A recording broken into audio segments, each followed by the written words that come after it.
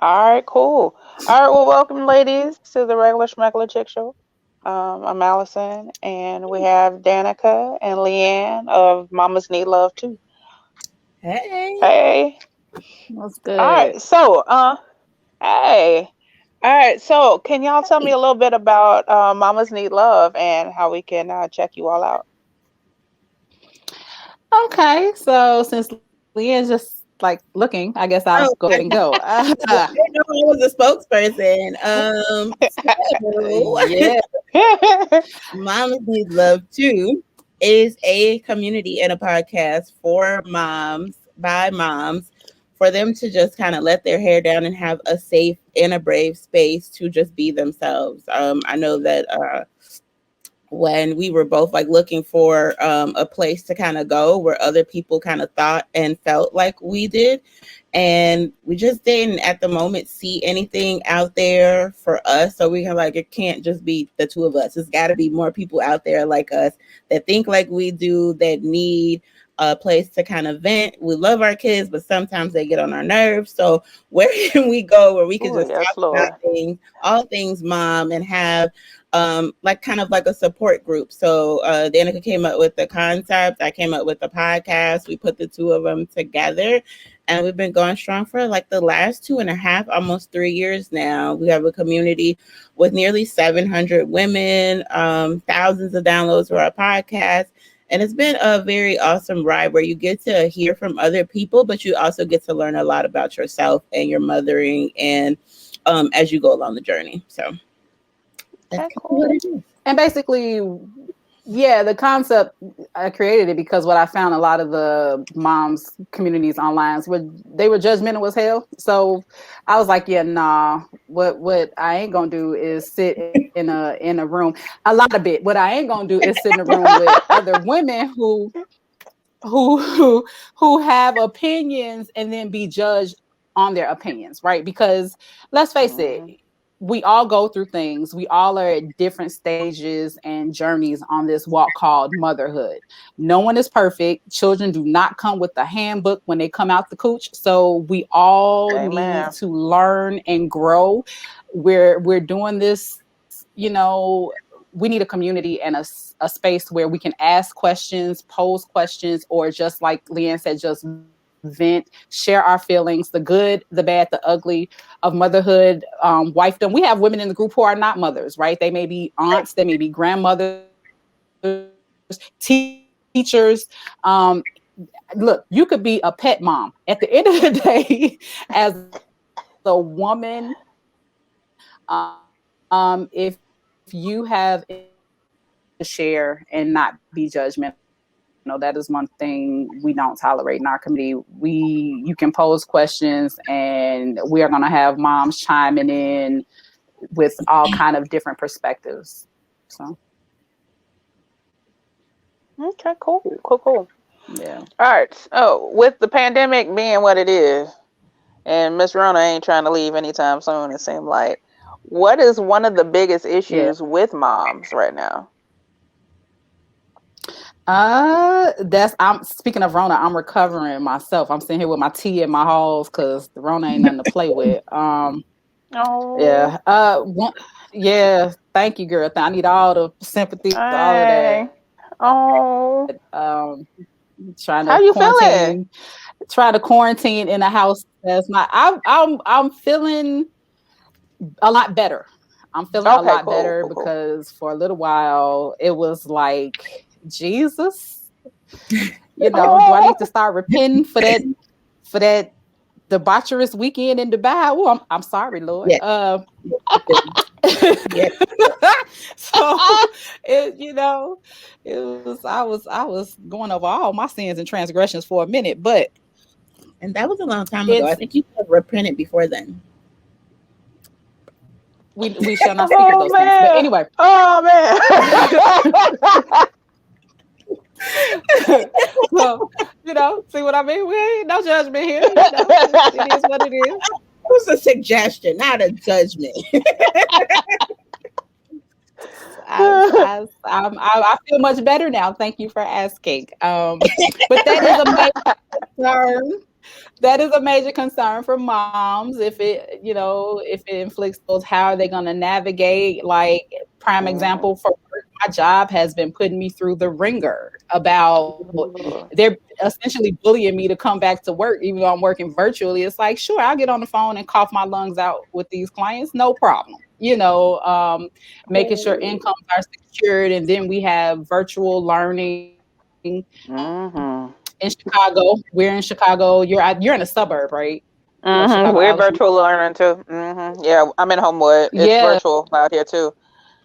yeah. Oh And Lord. then with us, yeah, the virtual learning has been a big concern with moms as far as how do they navigate their home lives with their work schedules. Some moms who are not working virtually and then trying to find babysitters. And then, Mm-hmm. some moms are worried about sending their kids back to school. Some moms are like, their kids need the social interaction, especially with little ones.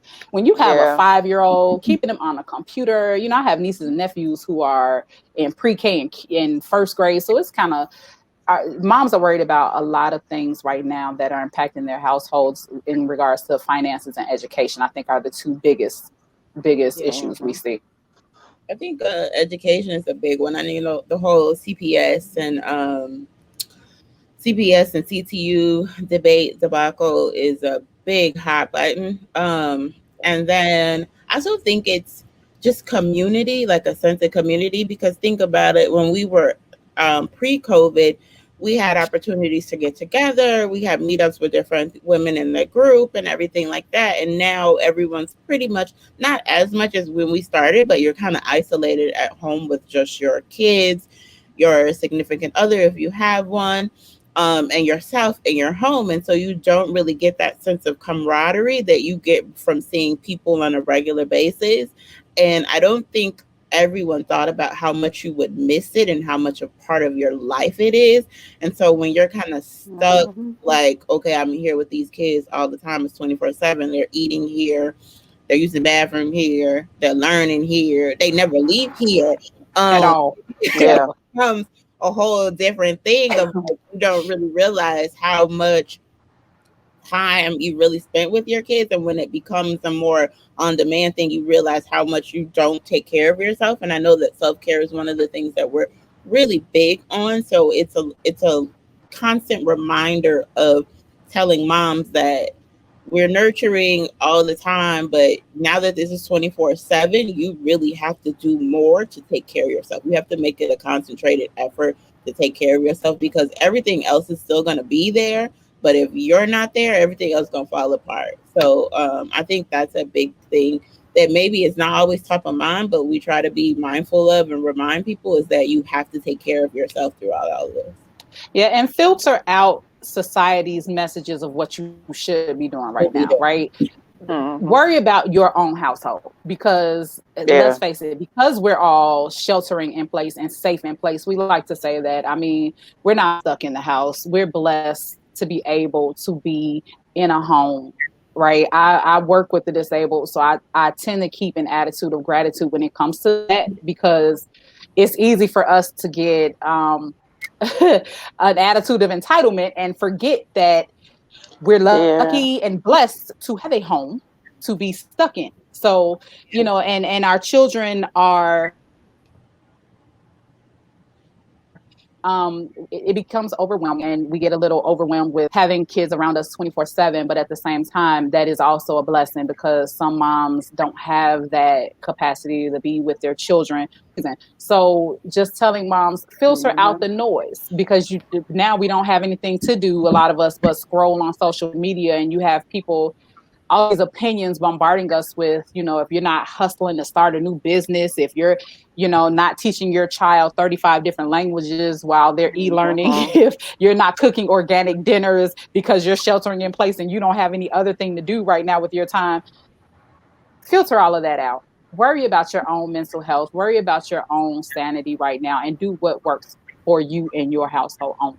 Because I think a lot of that puts pressure on moms looking at the Instagram feeds and the Facebook feeds of other people, and, who may be stunned for social media. And so you begin to feel pressured because you feel like, well, I've been, sheltering in place for a year. And when we come out of quarantine, all I've done is gain the That part. So That part. what do I have to show for being stuck in the house? You have your sanity.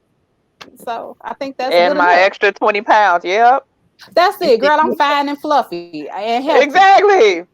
Because, I mean, that's the other thing. Like, everybody's making all this bread and whatnot at the beginning of the quarantine. I'm like, no, I can't make no bread. But I can eat some bread. I'll put that on my Instacart order. Like, girl, I thought you meant they was cooking bread. I'm like, they're giving out bread recipes? no, y'all didn't notice that? What, like, at the beginning, folks are over here posting all these, all these different breads, sourdough bread. I'm like, what? Yeah, man. It was a whole thing. And I was just like, because I was just like, yeah, I don't know if I can do that. I don't think I'm set up for that. Like, fitness challenges and right. Yeah. And folks coming out of it like, oh, I lost such and such and such pounds. Well, I found your such and such pounds. That's I think people are just doing what keeps them sane. Some people ate, like I know, like at the beginning of the pandemic, I ate and drank so much that I have I never kept a bar in my house. I have a complete bar now. Like I get a vodka, tequila, everything. Don't make me laugh. I'm a cough. It's serious though, and I have to be like, whoa, okay, you're not that big of a drinker, but you over here making cocktails like every day, but nothing else better to do with my time. And so I had to kind of pull it back. So I think people are just doing whatever works for them. I think the issue comes in is when you expect other people to be like you, and you don't have this thing where everybody is allowed to be different. And so their response to trauma, because let's face it, we're in a collective trauma. Okay, we are. Never been a time in history that we can remember, or even my mother as a parent who's 30 plus years older than me can remember, of everybody being in this type of collective trauma. Because we weren't alive when it was like the Depression or the Spanish flu pandemic and all this stuff like that. So we're in a collective trauma, and everybody responds to trauma differently. And some people feel like, oh, I'm not responding like so-and-so, so let me jump on the bandwagon. And it doesn't leave room for you figuring out who you are as a person. So if your best self is just surviving this entire thing until there's a handle on it, then kudos to you. You get a medal, you get a cookie, or whatever you want to have, because that's the only thing that's required of you right now is for you to survive. Because I agree. And what I tell especially moms all the time, because even, let's face it, even before the pandemic, I was starting to feel like there was this whole mean mom culture, right? The whole soccer mom culture of, I'm better than you, my kids are better than you because, my kids can speak 10 languages and play 35 different instruments while standing on their head. I don't know, but I just feel like a lot of that is also rooted in insecurity and trauma responses as well. And it's just heightened during the pandemic. And I think that, like Leanne said, people are trying to adapt and adjust the best way they can. But I'm seeing that, especially because I'm a social worker, so I hear a lot of anxiety from my clients, especially clients with children. When I hear the anxiety, read the newsletters from parent schools, and in the group, a lot of the moms are like, oh my goodness, especially with schools. And again, here in Chicago, our teachers union and our mayor are in this knockdown, drag out battle to the point where the teachers are like this close to going on strike. So we're waiting. That is causing major anxiety for moms right now. which I understand. I understand, and our thing is to tell moms to, just prepare for the worst.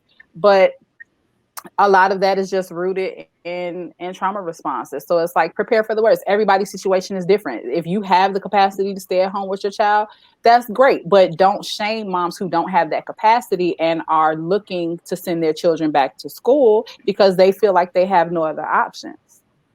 Because I'm one of them. My kids don't go to public school, and I made that as a conscientious choice a very long time ago. But I tried the whole e-learning thing for I would say like August to October, and I bought the desk. I did everything, listened to the teacher's instructions, the like, or whatever the case may be. And my son came to me and he was just like, I don't like e-learning. So and he wasn't really faring very well, to be, completely honest. Uh-huh. And he's not a big fan of school anyway. So it's not like he's doing 1,000% better in person learning, but they both miss that social interaction. And I know a lot of people say, Uh-huh. oh, school is not for social and emotional learning, but it is. It's just like It being is. and it's not something that the teachers, they have it in their lesson plan, but it's not something that they always explain to, parents. So you don't understand that there's a whole SEL component to school anyway, even though they're very academic focused, that, a lot of teachers have all of that included, where there's time for kids to like mix and mingle and resolve conflict on their own and play together and all those things. And so those were the things that he missed. And so he said he wanted to go back. And I was like, okay. The school was like, well, can you wait until November? And I said, he ain't going to make it. And I Oh can't either. no. They were like, okay, we'll see you on Monday. I was like, great. It was Friday. And, the school then adding a kid into the classroom, for me, it was like, okay, a phone call, we'll see you on Monday. For them, it was like they had to totally rearrange his whole classroom because he wasn't there. And so now they have to put an extra desk in there. They got to fix Oh dang. social distancing and everything like that. They have to make sure he has all of his own supplies in the classroom because they can't share anything. Like, there's no books in the Yeah. classroom, there's no rug time, there's no any of that. So it did put the school in a tizzy. Now the caveat is it's tuition-based school, so I didn't really care about putting them in a tizzy. Work it out. Figure it out. It does. It's not an easy feat where, like, before you just send your kid when they're sick and they come back the next day. If these kids haven't been there for a while and then they have to make room for them, it does. It's a ripple effect. But he's been fine since then. He enjoys going back to school. More so than being at home for e-learning. And so that was just my personal choice. We haven't had to test for him being at school. Now we've had to test for me being at work or me going around and being around other people, but we haven't had any scares yet. Oh, that's good. Thankful for that from either one of my children in either one of the classes that they've been in for the COVID. Now, I understand that I'm in a privileged position that's not likened to CPS at all. And so I don't really jump in and share a lot because I don't want to feel like, for somebody else to feel like I'm not taking their situation into consideration, because it is a lot. It's going to look a lot different when CPS opens than it did when these private and Catholic schools open. But I will say that as someone who has a child in the Catholic school, CPS is trying to mirror what the Catholic schools have been doing since August. And so they're taking a page from their book. And if they actually institute the requirements that the Catholic schools are doing, the Archdiocese has been doing, it could potentially work out. Now, I know the teachers are saying that some of these neighborhoods, like the low-income neighborhoods, the infection rate is pretty high already within the neighborhood. So what they were afraid of is that people will send their kids who could either potentially be infected or positively infected to school, and then it could just spread like Yeah. wildfire through the school. So Oh, that's the only oh. thing that they're not doing, and the schools don't require it, because that was my concern with not sending my kids initially. They don't require the teachers to be tested. Yeah. They don't require the children to be tested. Oh. Nope. So So CPS, my children actually do go to CPS. They go to a magnet schools, which means it's outside of our neighborhood. I send them to school. I drive them to school. I drive them to school like 45 minutes away from home. So Leanne and I is interesting because we have two differing situations, but we're both still necessary. We're privileged. So, it's not like moms are in your average struggling low income, even though my kids are in CPS. Again, I have the luxury of driving them to school, but they're still, when school starts, I've already told them my daughter doesn't want to go. She's not going. She wants to stay home. And so I have the luxury, because I work remotely. She'll go remotely. Now my son wants to go back to school, but so I'm still deciding whether he will go in person. But here's the thing, even with all of the negotiations between the teachers union and the school, when they go back in person, it will only be for 2 days per week. it's hybrid. So with with all Oh. of this, with all the negotiations, it will only be for 2 days a week. The other 2 days will be remote, and one day everybody will be remote. So, Yeah. and when they go the 2 days, everyone will be in the classroom. There will be no switching classrooms, like Leanne said. There will be no sharing of books. There will be no sharing of supplies. So, but again, there are children and parents who the children need this interaction, even for the 2 days a week. Again, you have small children kindergartners, first grade, children with individualized learning plans, who need this interaction. So I don't Mm-hmm. place any judgment on parents who are wanting this reopening. Yeah. Right. So, because my situation is not everyone's situation. And two So some days a people week, need that 2 days. I think the 2 days a week is actually, to be quite honest, so much more disruptive than going every It day. is. It is. It Because is. Yeah, And kind of, it yeah. is. It is. And here's my opinion in regards to the CPS reopening. Now, when they first mentioned the reopening, the reasoning they gave, the logic they gave, is because in Chicago public schools, and I'm pretty sure this may hold true for a lot of public schools in around the country, there is an education gap between minority students and white students, and especially because of socioeconomic status. But my problem with that is, you say you're putting our children back into the classroom because during the e-learning, the education gap has widened. That was their logic. So we need to get Oh. the kids back. That was their logic. We need to get the kids back in front of teachers physically, because during the education gap, we can't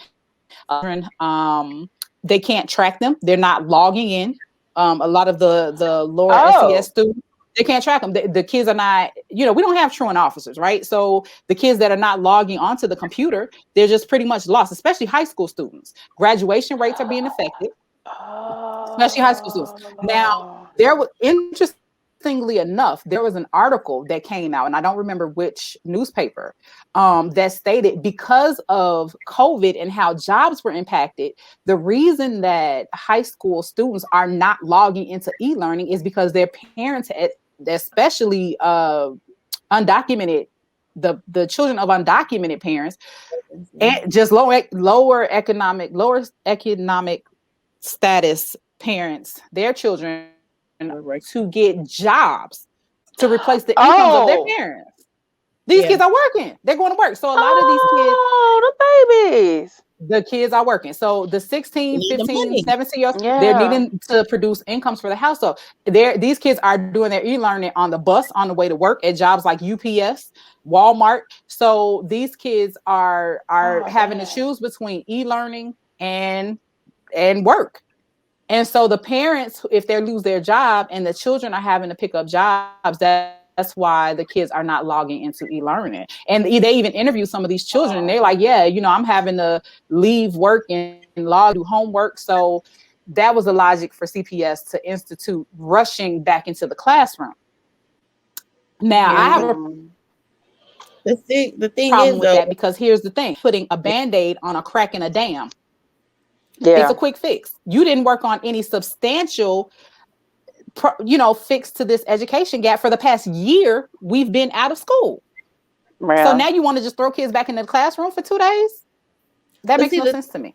the thing about it is, it's not even a band-aid. Like it's not like you're saying, um, basically you just gave him a towel and was like, when you bleed, just wipe at it. Because That. Dab it. Right.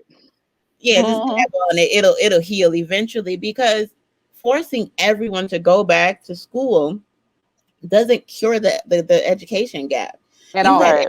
time to cure this education gap over the And it's years. optional. So- It's optional. So and it's mind you, so it's also like, what are you going to be doing differently in a pandemic, which is not much or anything, because it's harder to teach kids who, they're wearing masks, you're wearing masks, they can't hear you, all types of stuff like that.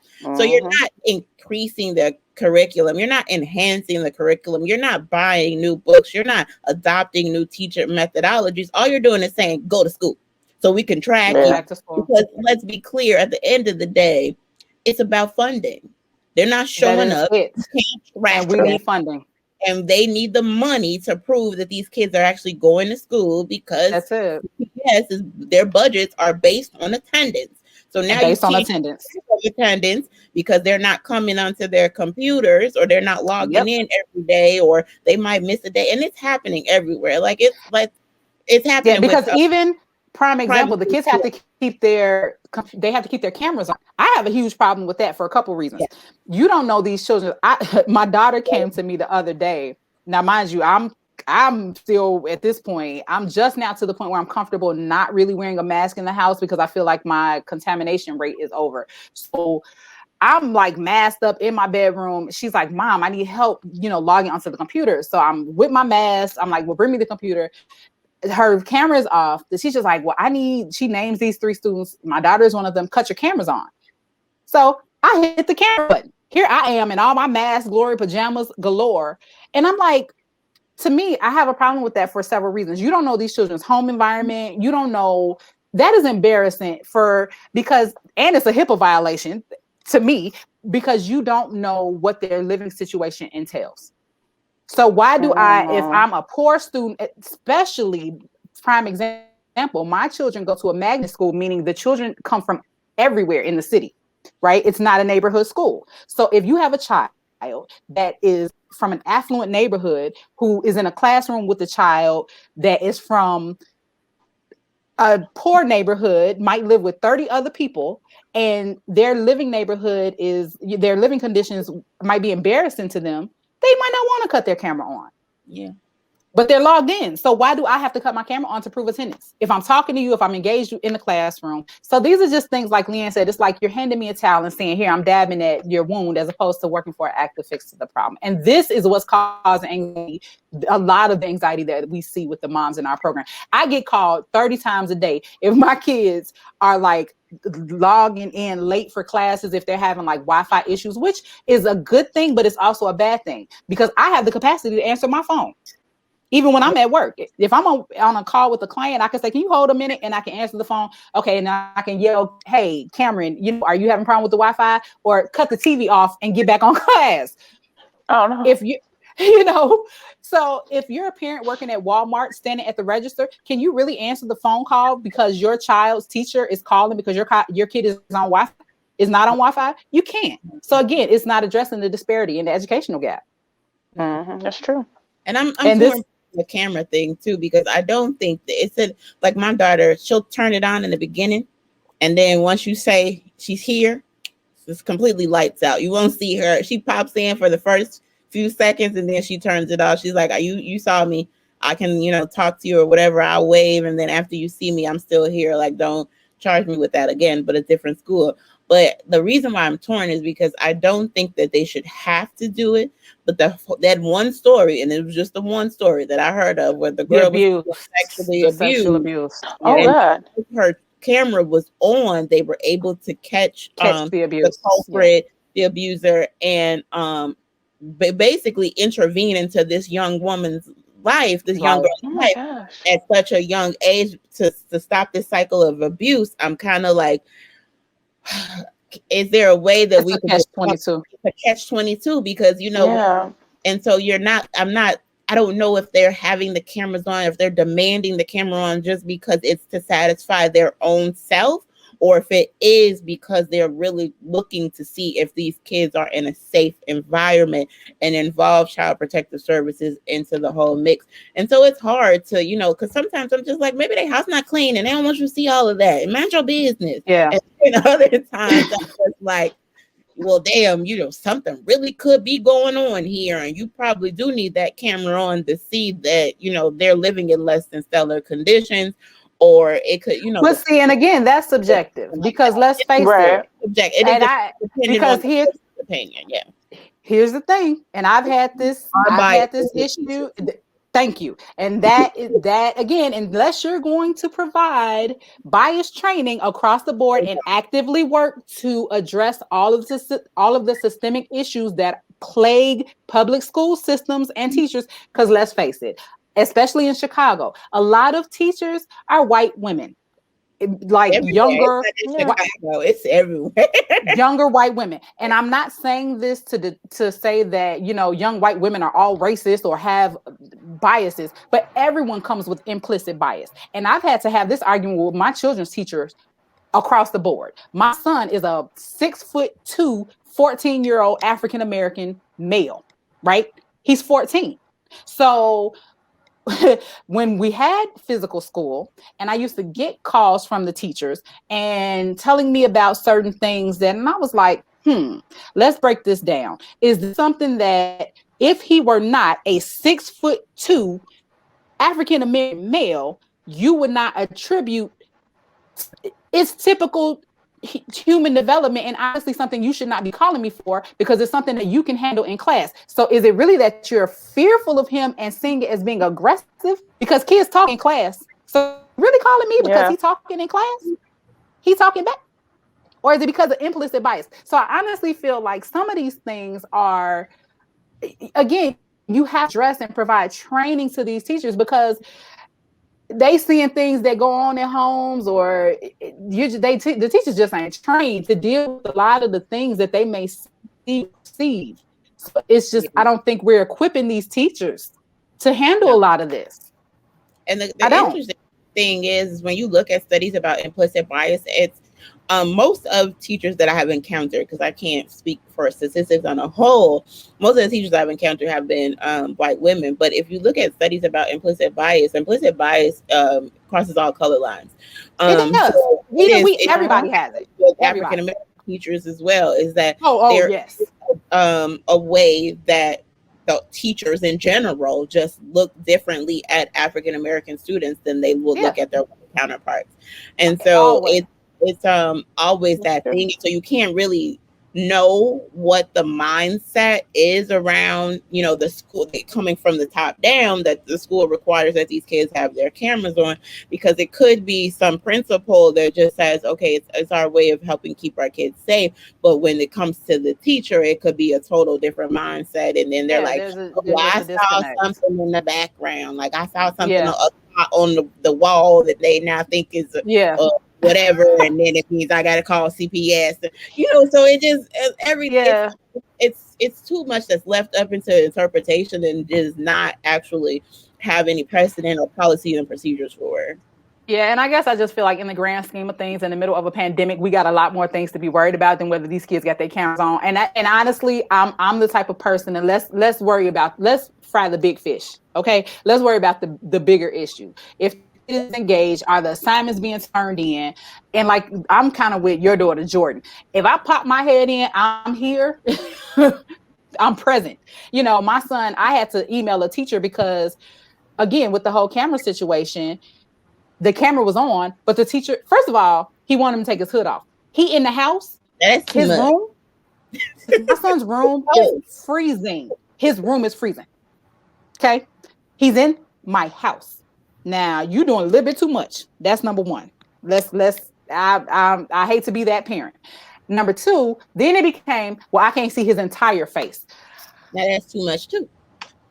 You get where I'm going with this? You get where I'm going with that. Those types of things are too much. Because my daughter, like, she sits here in her bonnet let's let, and even though it's not like I advocate for people to walk around in their bonnets and stuff like that, but let somebody say, oh, you got to take the thing off your head. Now you're doing too much. She here.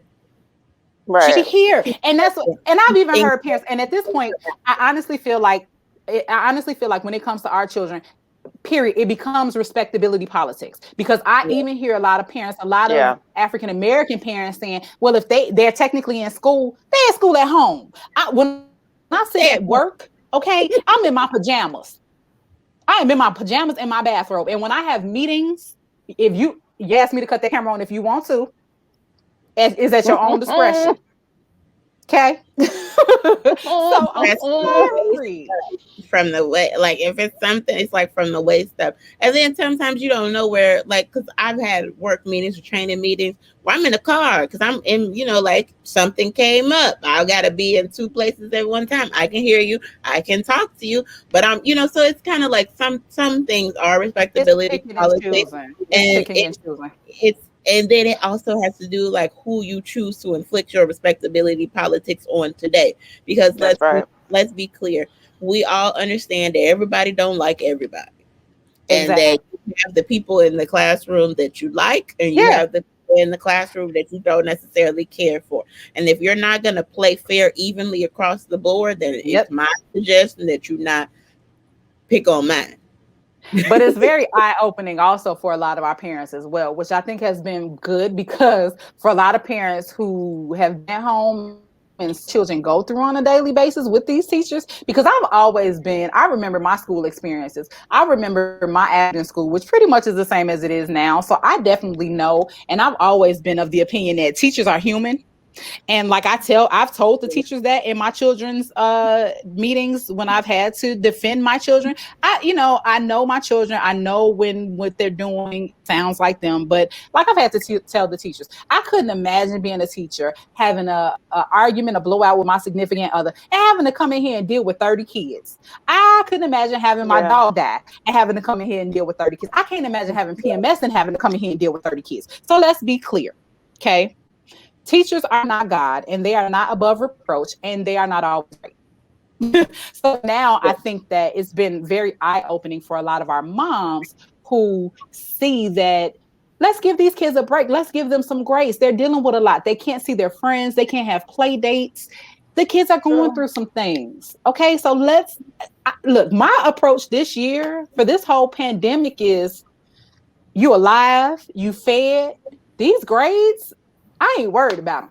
And that has been my parenting approach. We are in the middle, like Leanne said, of a pandemic that has never been. I've never dealt with anything like this. I'm in survival mode Yeah. emotionally. Okay, dealing with this. I'm just trying to get my kids through this the best way that we can. I'm grateful that they're still, productive and still going through school. So I think they're doing well. So am I about to try to treat this as business as usual when it comes to school? No, no. And I think that Exactly. we're going to have to amend how we look at education going forward, because this pandemic is pretty much, this virus is here to stay. Yeah, it's not Right. going. Yeah. It's not going anywhere. So Right. we have to learn how to adapt and adjust and how to be creative with how we deal with this going forward. So I think that in our group, it's been interesting, a lot of the conversations that the moms have, and the different opinions about how to handle it, and vaccinations. Oh my goodness, whether to get your kids vaccinated, whether you should get vaccinated. Yeah. So that's been another hot topic in Yeah, the group. Hmm. Vaccinations. So, yeah. I don't you know, even. I've been looking into it. It's not easy. Let's be clear. It's not easy to get vaccinated. That's A lot true.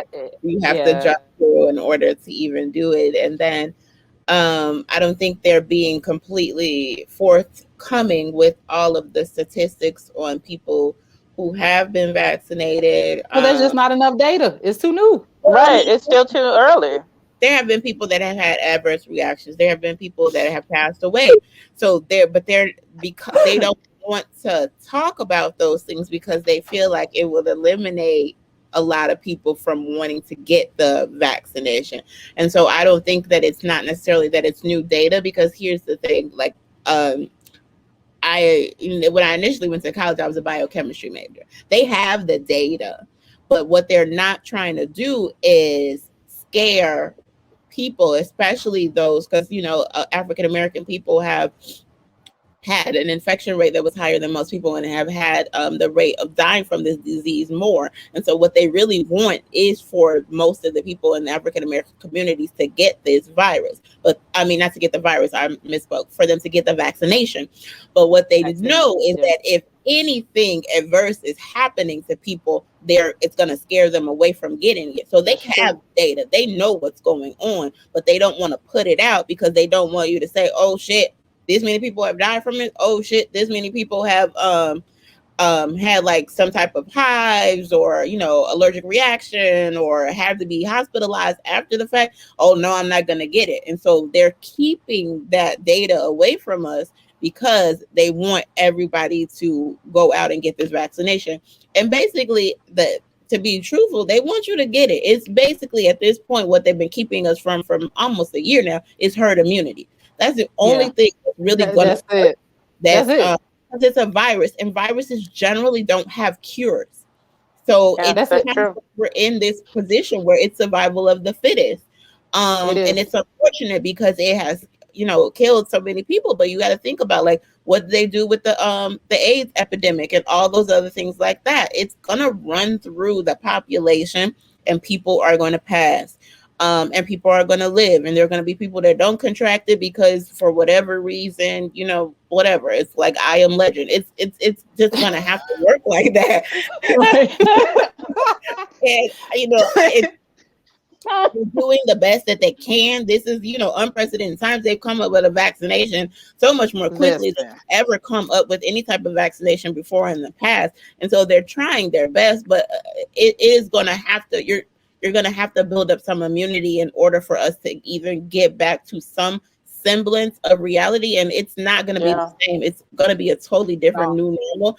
And the quicker you adopt that, the better you'll be able to just kind of parent along those lines. You have to realize it's never going to be like it used to be. And rightfully so. Looked at, and it shouldn't be. And we looked at other countries like before. I know when like it was the H1N1 or the bird flu or something came out, and everybody in China was wearing masks, and we looked at them like everybody walking around wearing masks. Now look at what we are now. Right. It's we're doing it now.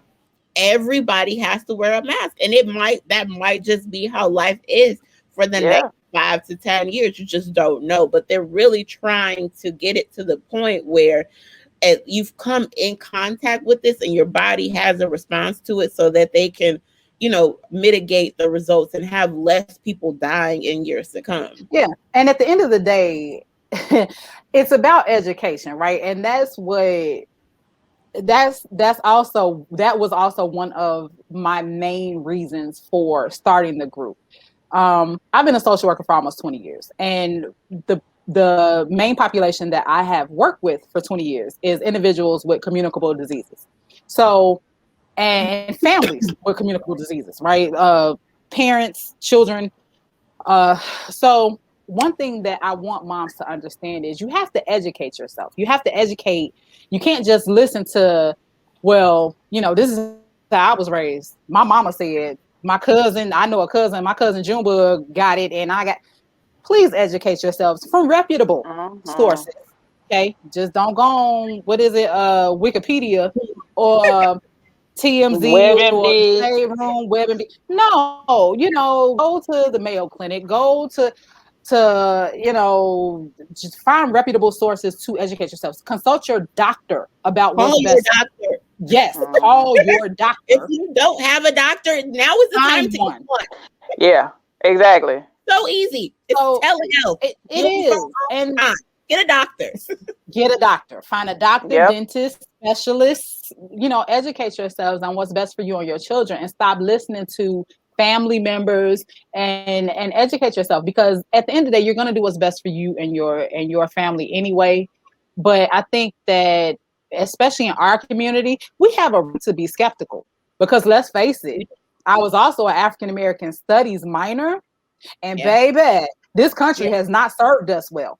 I can tell you that at all. So one thing African American studies too. So we have every right to be skeptical. Yeah. We have every right to be skeptical because our history shows us that, you know, if you look at the Tuskegee experiments and all the different Yeah. the things, the Haley cell itself, first of Yeah, all, relax, all of that stuff, all of those experiments. all of that good stuff, you know, and so I think the fact that, like Leanne said, we're going to have to build herd immunity. This virus, haven't had it myself. My dad was hospitalized with it and trying to Oh definitely no. keep my children. Yeah, thank God he died. And, you know, that's a tough bird right there. This Marine vet, he good. He survived the Marines. He can survive anything. Anything. So, you know, it's a Vietnam War vet right there. He good. So, um, but it's tough. I'm still suffering with symptoms, and I was diagnosed on January 18th, and I'm Oh still dang. coughing up my lungs like daily. I'm on inhalers now, so it's something that you from. So take all the precautions, and just and do what's best for you, but educate yourself. And that's what I tell moms in the group. It's stop listening to your cousin, sister, brother, daddy on your great uncle side. Please, please Right. stop it. Because Exactly. you can't call it. Like I've been around people who have tested positive and I keep testing negative. So you can't really just you just don't know. And one thing my doctor has told me, and one thing that studies have shown with this disease, there is no standardization for symptoms. Like you don't know. Exactly. There's no standardization. And no This rhyme. thing, no rhyme or reason. Like this thing is across the board. They don't know. They're you know, now there's things coming out called long haulers, as far as like as long-term symptoms where you know your symptoms could persist for months. So you Yeah. just don't want to. Oh. You don't want to chance it. Yeah. Like I said, And that's I was Dang. diagnosed almost a month ago, and I'm still coughing like I'm smoking yeah. 3 packs a day. So And that's Oh it's bad because I saw a 20 what was it 60 minutes. I'm like 20 that doesn't even come on anymore. I saw a 60-minute special. your old And ass. uh, I'm like, where is Barbara Walters? Did she say listen, people have died that have never died before. Where's Barbara Walters? I saw a 60-minute special and they were talking about like the long haulers, like people had to learn how to walk again. People Oh have had Lord. to go to PT and occupational therapy and speech therapy and all kinds of crazy things. And then there was a woman who was doing the autopsies at the time, and she since passed on from this special. But she was saying that they had found black spots in people's lungs and black spots in people's brains and black spots in people's hearts when they had passed away from COVID. And so I have one of my I'm a life insurance agent, so I have agents on my team, and one of my team agents also has COVID, and she like tested positive, came back, tested again, and came back negative, and then she went back to the hospital because she had a pulmonary embolism. And that is actually one of the side effects of having COVID is that you can get a pulmonary embolism. And so she went back into the hospital for this pulmonary embolism. She's now on blood thinners, but they were saying like those are one of the side effects. And so then my science brain, it says that's the black spots that they were finding in these people that were deceased, is that the reason a lot of people died is because they had these blood clots. And they didn't catch them because they didn't, they're dealing with, you're on a ventilator. They're basically just trying to keep you breathing. They're not catching the fact that you got a blood clot in your lungs or a blood clot in your leg or something that's traveling somewhere else. So there's so many side effects to COVID that they haven't even realized yet. So that's why I'm just like, with everything that is going on, if all you do is live through this thing, that's it. That's enough. That is enough. And like I said, it's enough. Again, haven't had it, and I joked. I was like, okay. At one point, I was like, Lord, I started singing the Upper Room, and my son was looking at me. I was like, boy, you old enough to watch Life? Go pull it up on Netflix. Like when Jesus. Oh no. I was like, Lord, sorry, because it's not funny for those who have perished from this. Because I had to make light of it. I was like, to not, because the first thing I was like, my sense of taste and smell went. And I was like, this is the weirdest shit ever. And then like the dizziness, the lethargy, the just I felt horrible for like 2 weeks and couldn't Dang. breathe. And like now, if I come up a flight of stairs, it's just bad. And then, like I said, to have my job constantly, they denied me time off for this past week, but simply because my doctor's note did not specify what specific symptoms. I'm like, but the one before that told you I was still suffering COVID symptoms. So just having to go through, run around and jump through hoops, these are things that parents are worried about. So, it's like, okay, on top of everything else that moms have to deal with. But again, I'm blessed in the fact that I'm not on the verge of being evicted, right? Because you have moms that have lost their jobs. Unemployment systems are playing with people. You can't get through. It's not paying out. So we have a lot of issues going on in our group. And so we provide a lot of resources. We provide a lot of resources for our moms when we hear about food giveaways, when we hear about grants for moms, when we hear about anything in the areas, because we have moms from across the country in our group. Our podcast, we got to get back to recording. We have not recorded in a while.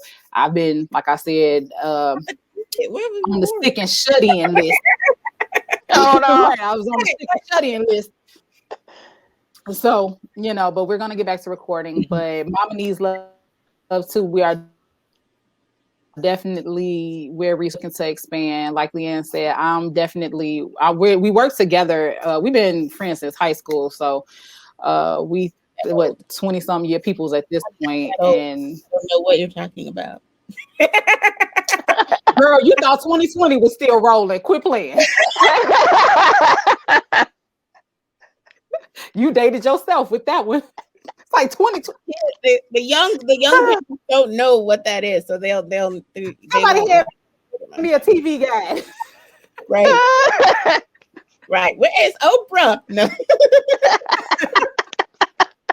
All right, so can you guys just let everybody know how they can follow you guys and how they can listen to your podcast and everything? Yeah, we everywhere. We are on iHeartRadio. We are on Anchor, Spotify, Apple Podcasts, Google Podcasts. It's Mama Needs Love Too. MAMA Needs Love Too. If you go to our website, mamaneedslove2.com, MAMANEEDSLOVETOO, mamaneedslove2.com. You can pull up our podcast, our store. We sell merch. We love to say FTK. Forget them kids, okay? That's our tagline. FTK. Forget the kids. That is the PG version of that. That's the PG version. Okay, we worried about ourselves. To be inclusive of those who do not cuss, but if you catch me on a good day, you gonna get a fuck them kids. So we do have that shirt for you. It takes all kinds. We know everybody is different, so whether you curse or not. Yeah, it's just FTK. FTK. Hashtag FTK. So if you go to our website, mamaneedslove2too.com, you can catch our links to our podcast, our store, as well as our Facebook page and our group. And again, you don't even have to be a mom. We do provide resources for moms. We have in our group, we also have a tab where we provide plenty of free downloads to books, inspirational books. We got all kind of good stuff popping in our groups. We have a mentorship tab where we link moms, where if you need a mentor, you can find a mentor. So we need to pick that back up as well. Yeah. So, or if you catch us on Facebook, Instagram, it's just Mama Needs Love Too. Okay, cool. I'm just here for the debauchery. Before, yeah, make jokes and make it light and keep it cute, and Danica's the social worker. I'm just here to have a little fun. Yeah, I ain't trying to fix nobody. I'm not Eiland, and I'm not gonna fix. I definitely ain't a Yanla. I'll flood you with resources. That's what I do. But I ain't trying to therapize nobody, especially not for free. But that is, we're gonna have some fun. We're gonna drink some wine. I'm gonna talk crazy, and You you're can gonna have the you're wine gonna. and bring me some brown liquor. Give me the brown liquor. I know. I think I may have. But, I'm just here to talk crazy and hope you have some fun along the way. But we do share resources, both on in the group and then on our personal pages too. So I'm just says here I'm Leanne. I'm just Leanne Eiland on all the platforms. So you can follow me there too. Talk about finance and business. That is my professional hat. And then when I take it out, if I talk, I'm liable to talk about anything. But yeah, I try to talk about all the mothering stuff. If you hear anything here and you want to take mothering advice from me, I talk about all of that inside the group. Yeah, we ain't scared you away from the way we raise our kids. Our kids are actually wonderful, believe it or not. We raised some really wonderful kids, alive and well. Entrepreneurs, enterprising. Her daughter has a business, but it's called Beautiful. No, it's actually, she loves to say beautiful, but it's called Color Girls. Color Girls. My daughter has an Etsy store. She's an artist. So, and Leanne's daughter is starting a lip gloss line. Oh, yeah. Lip gloss, like lip kits, lip gloss. What is it? Lip gloss, lip balm, and lip scrubs. She's also an artist, and she's creative writer. So she's written poems. She's been published. She has her artwork in the house. My son is an avid gamer. Her son is an avid gamer. So I'm. And he's also bilingual. My son is bilingual, Spanish and English. Yeah, they both speak Spanish. So I joke when I say you want to take mothering advice from me. Like, we got some wonderful babies. So. We have some wonderful children. My kids got scholarships to go to school. We over here making it do what it do. But I just like to kind of jokes in the meantime and everything like that. But we do provide resources. And it's not just like in the group. I've had moms that I check on personally. Because if I see any, like if we're Facebook friends, if I see anything that's kind of like going on in your life, I might just shoot you a message. Sometimes it's well received, sometimes it's not. But as the Lord moves me, I just move. And then also, like I've had people reach out to me and say like, "Hey, can you provide this resource? Do you know anything like that?" And so we have actual mentor in the group, but I know that both of us have like privately mentored people or given of our time, talent, and treasure to other ones, just to make sure that as a whole we are successful as mothers, stick together to make sure that we're all collectively successful. Because if we're successful, our children will be as well. Amen. That's true. And we just pretty fucking dope. Like we don't try to hide our shine, and I think that's what we also try to teach moms as well. The church says God is dope, and so am I. Don't stop. Man, basically, so just because you have kids doesn't mean your shine goes away. And if it does, we're here to help you find it. That's it. And I just want everybody to know before we go. Wrap it up, girl. Come on, hurry up. She's trying to close it out. Here's the thing, because this is super important, and I thought about this when you said that. Your purpose is not in your children. You have it's children. You have purpose before you had children. Your children are not your reason why. That's true. Your purpose and your reason is outside of being a parent. Find who you are, and do the best in that, and everything else will work together. Will flow. Yes, it is. Okay. Awesome. That's real good. All right. Okay. So with that said, I think that's a good place to close right there. Exactly. Put that on the shirt. I'm gonna buy that. Coming up to the store right now. All right. Well, I just want to thank you, ladies. This has been a blast. And actually, I'm going to invite y'all to come back in a couple of weeks. So it'll be part 2 in a couple of weeks. We'll go ahead and get this on the books. So thank you guys so much. This has been fun. It was fun. Congratulations on your adventure as a regular girl. Hey, thank you. All righty, bye, ladies. Thank you. Bye. Bye.